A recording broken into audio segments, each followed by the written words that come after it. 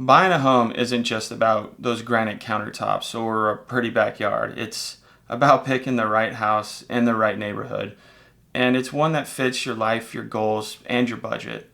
So let's walk through how to shop smarter and avoid those expensive mistakes. Because honestly, too many buyers, they fall in love with a house and then they realize later it's in a spot that doesn't work for their commute, their school plans, or even their lifestyle. So before we even look at homes, we look at where your life fits best. And we do this using a neighborhood checklist. And we're going to be looking at the commute time, the school zones, crime maps, lifestyle like walkability, parks, the amenities, taxes and HOAs, as well as internet access, because honestly, that matters most in today's day and age. So if you're working remote, high-speed internet and low noise might be, the best bet for you. And even if you don't have kids, buying in a solid school district can protect your resale value.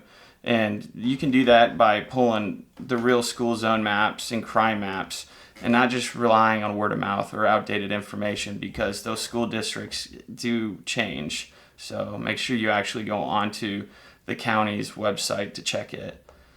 Just remember, different towns, they have different energy. Some are great for young families, others have stronger rental potential or a slower, more peaceful pace.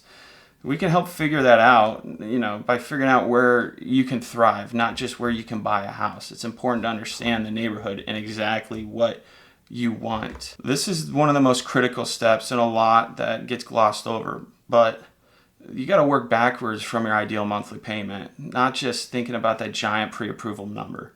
You might be pre-approved for $400K, but what matters is whether that payment feels comfortable, because it's going to hurt. And one of the things you can have your agent do is pull a comparative market analysis to see what those homes nearby have actually sold for, because that'll help you understand if the house is overpriced, underpriced, or just a hidden deal.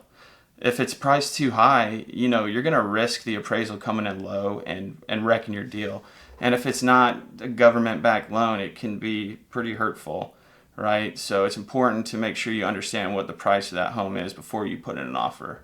If it's underpriced, there's a way to structure a smarter offer by raising the purchase price and use that extra to ask for seller-paid closing costs to help offset those costs. And if you're using a VA loan, it can get you into the house for absolutely free.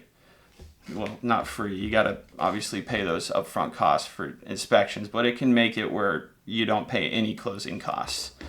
And another important aspect that a lot of people don't think about is the house itself. For example, one home might look cheaper up front, but it's going to need a new roof and an HVAC system. Another might cost more, but it's move-in ready with lower property taxes. It's important to compare apples to apples and make sure you're not stuck with something that's going to have those hidden expenses later on. Well, and then once you've vetted the neighborhood, you've ran the numbers, you verified the home is worth the price, then it's time to fall in love. We want you to wake up every day loving where you live, not second guessing that decision of buying that property. So if you're shopping for a home and you want someone who digs deeper than Zillow photos, let's chat. I'll help you figure out the right city, the right home, and the right deal, because you deserve more than guesswork. You deserve someone that's going to actually guide you.